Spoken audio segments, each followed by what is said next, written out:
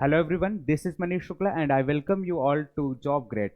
और ये job grade एक ऐसा प्लेटफॉर्म है जहाँ पे आपको बेहतरीन शिक्षा जो है मिल रही है, एजुकेशन मिल रहा है। आप सभी साथी इस प्लेटफॉर्म के साथ जुड़ें, शेयर करें, साथ ही चैनल को सब्सक्राइब जरूर कर दें और उन साथियों तक जरूर शेयर करें जो कहीं ना कहीं अपनी एजुकेशन को लेकर भटक रहे हैं, क्योंकि ये एक ऐसा प्लेटफॉर्म है, इसको आप वन स्टॉप सॉल्यूशन बोल सकते हैं, जहाँ पे आपको स्टॉप लेकर सारी तरीके की सॉल्यूशन मिलने वाली।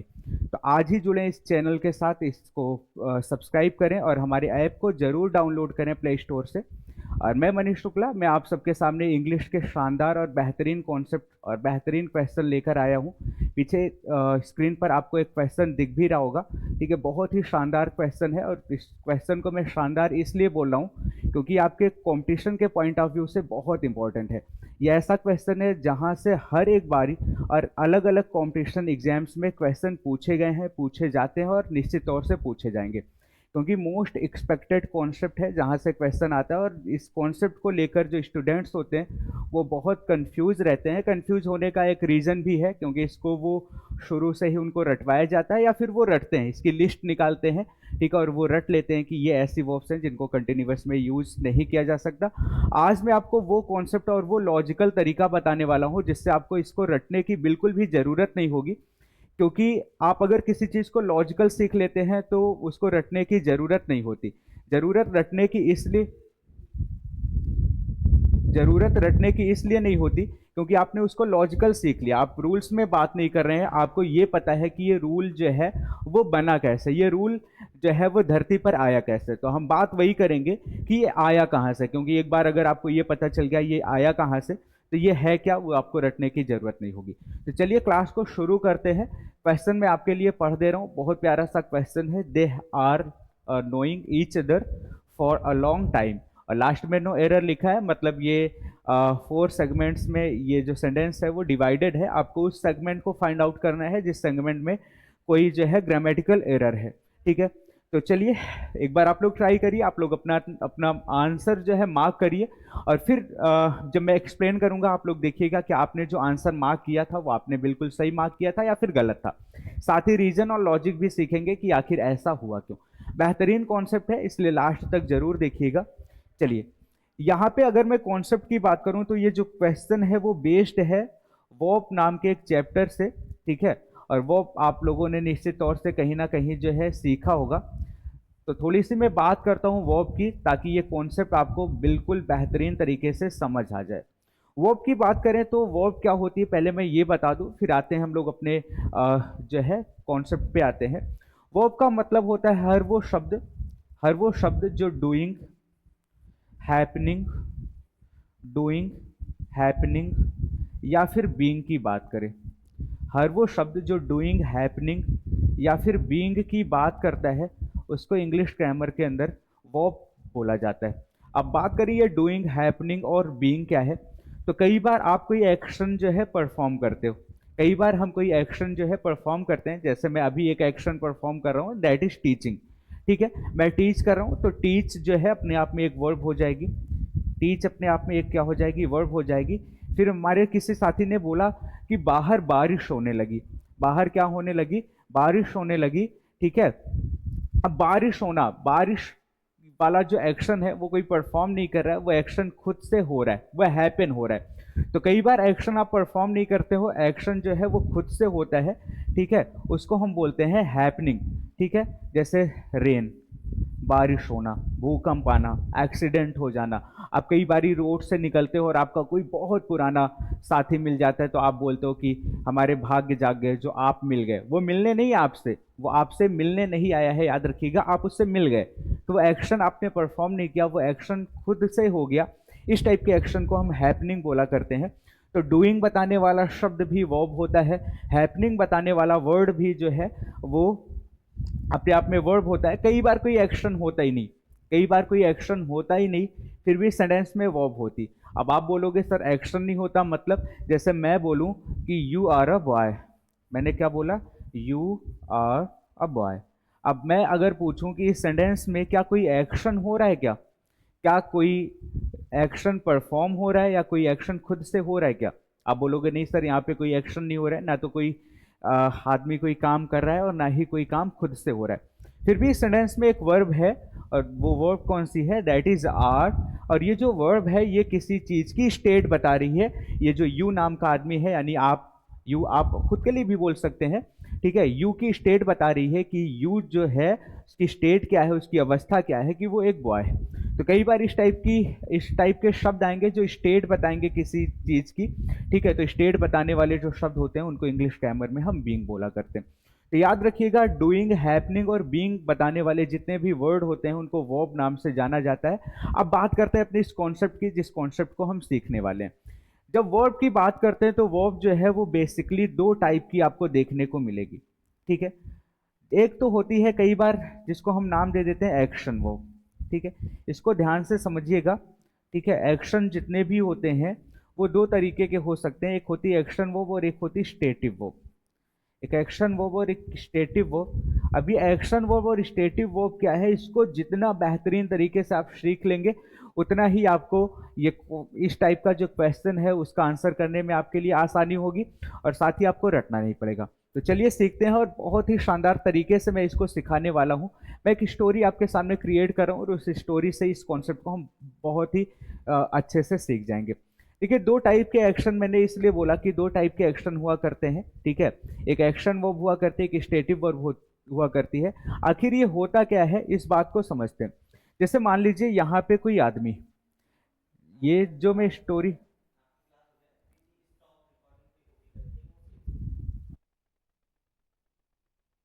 तो अगर हम बात करें कि ये एक्शन वर्ब और स्टेटिव वर्ब होती क्या है, ठीक है, होती क्या है, ये जब आप जान जाएंगे तो आपको पहचानना आ जाएगा, और जब आपको पहचानना आ जाएगा आपको लिस्ट रखने की जरूरत बिल्कुल नहीं होगी।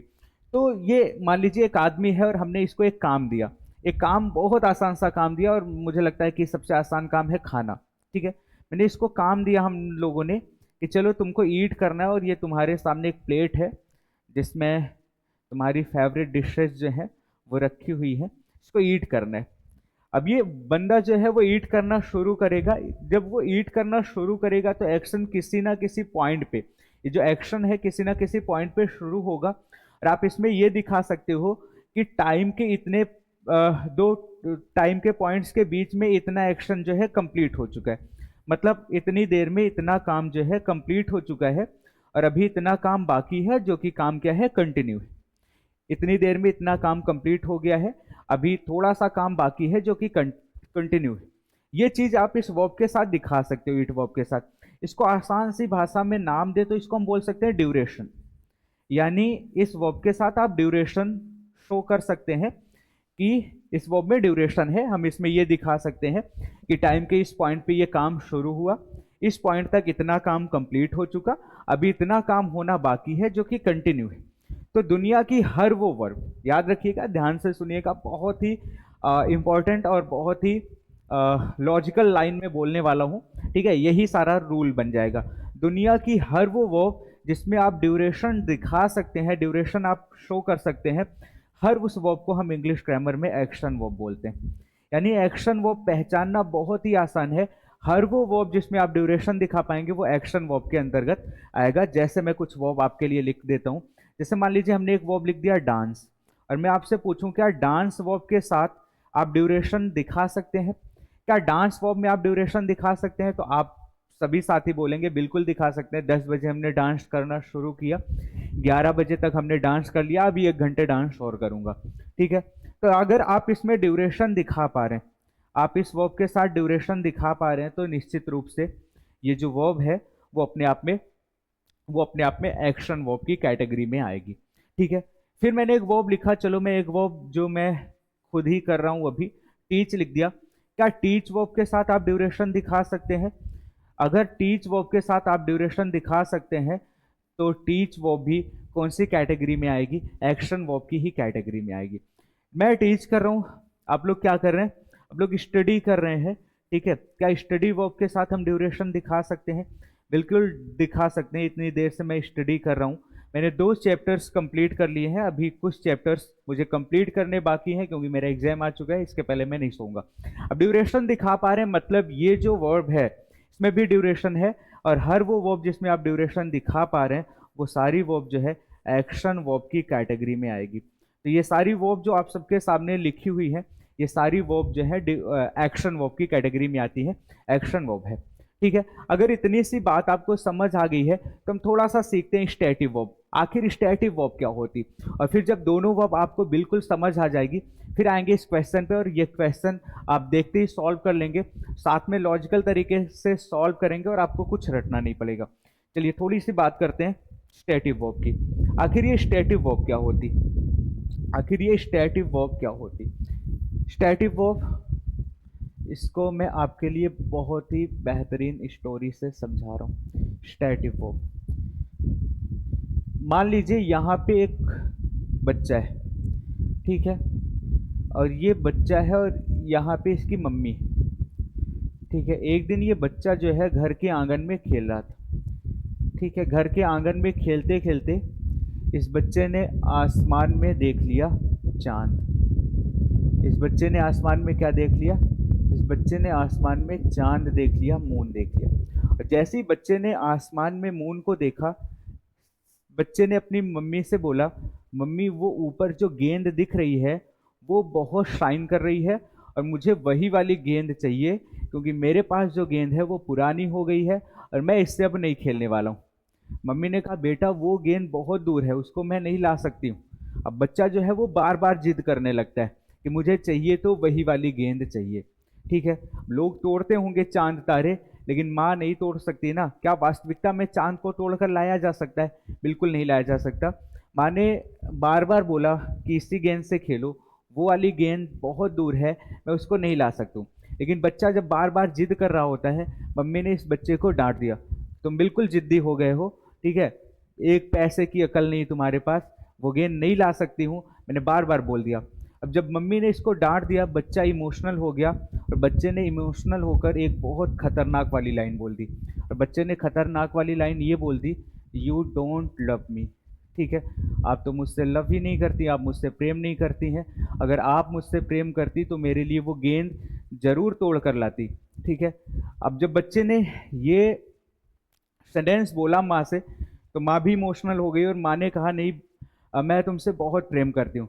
बच्चे ने पूछ लिया, अच्छा फिर बताओ कितना, कब से, और अभी कंटिन्यू है कि नहीं। तो क्या लव वर्ब के साथ, यहाँ पे आप देखें सेंटेंस में एक वर्ब आई है लव, जो कि अपने आप में वर्ब है। ठीक है, क्या इस वर्ब के साथ मम्मी इसकी ड्यूरेशन दिखा सकती हैं?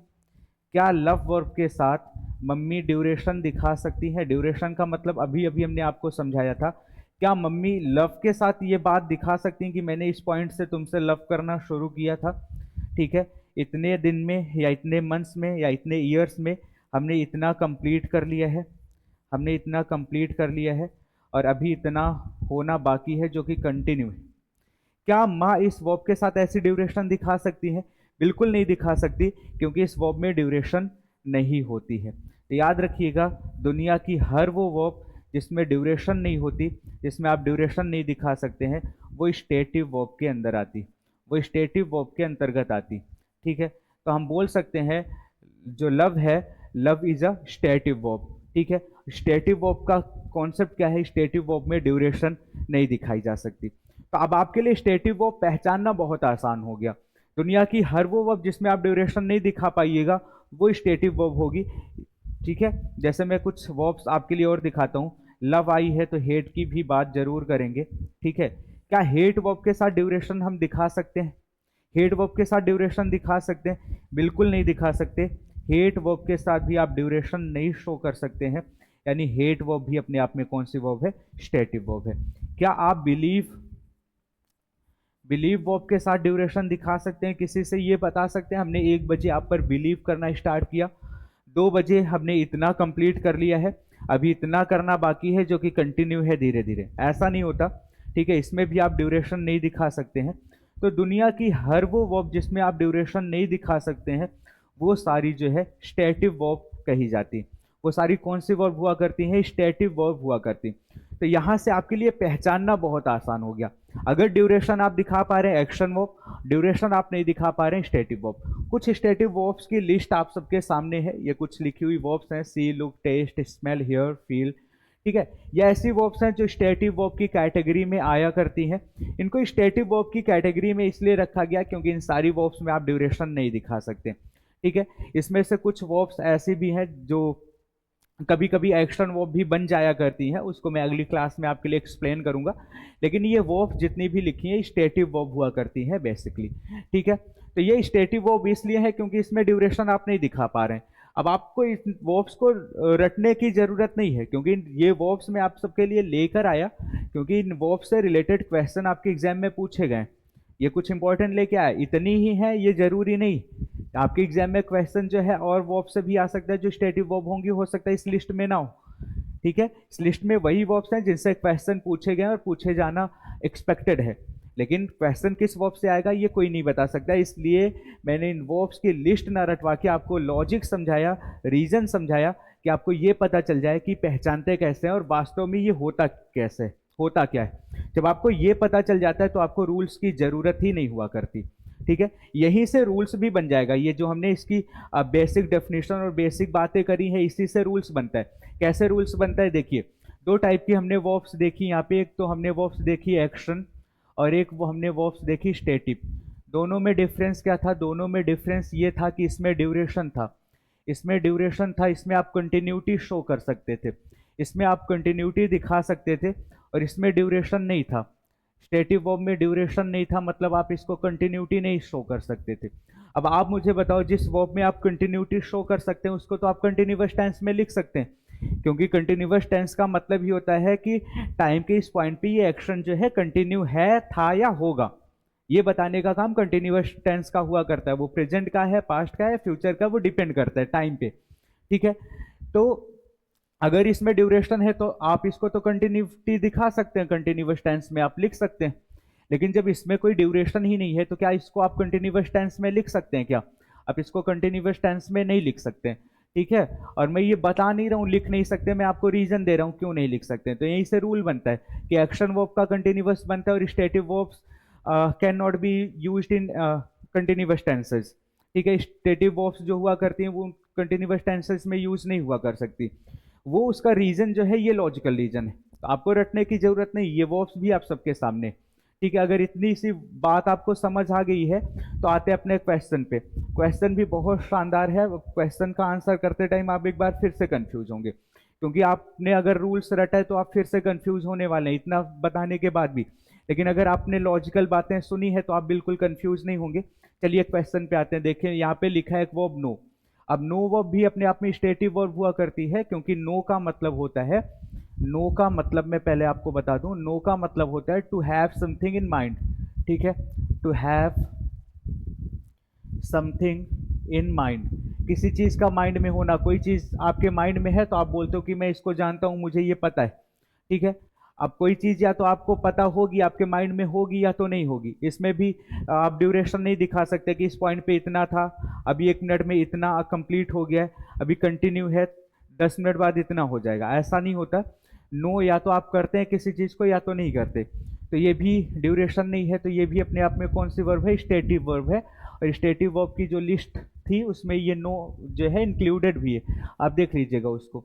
ठीक है। अगर ये स्टेटिव वर्ब है तो इसका कंटिन्यूअस बन नहीं सकता। और ये आप देखें यहाँ पे इस सेंटेंस को ध्यान से देखिएगा, तो ये सेंटेंस अपने आप में कंटिन्यूअस टेंस में लिखा है। कैसे पता चल गया कंटिन्यूअस टेंस में लिखा है? क्योंकि आप देखें यहाँ बी वर्ब के साथ आईएनजी, वर्ब की आईएनजी फॉर्म आई है, कंटिन्यूअस फॉर्म आई है। इज, एम, आर, वस, वर, बी, बिन और बीइंग को बी वर्ब के नाम से जाना जाता है। ये छोटी छोटी सी बेसिक बातें हैं जो धीरे धीरे मैं आप सबको सिखाता रहूंगा। तो ये कंटिन्यूअस टेंस है और कंटिन्यूअस टेंस में ये वर्ब स्टेटिव है, इसलिए यूज नहीं होती। यानी हमारा आंसर जो है ऑप्शन ए जो है वो राइट आंसर है। क्यों ऑप्शन ए राइट आंसर है? क्योंकि ए पार्ट में ही इसके एरर है।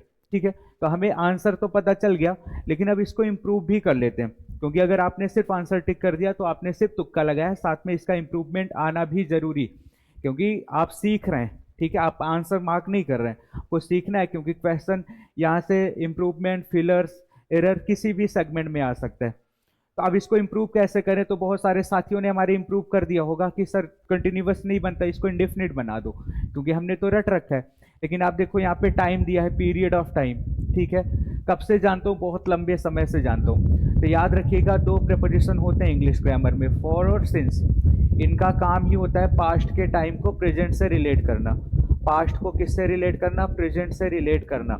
ठीक है, और जब आप पास्ट से प्रेजेंट को रिलेट करते हैं तो इसका मतलब ये होता है कि इतना आप पास्ट से प्रेजेंट को रिलेट कर रहे हैं, मतलब पास्ट में ये काम इतना तो कंप्लीट हुआ होगा।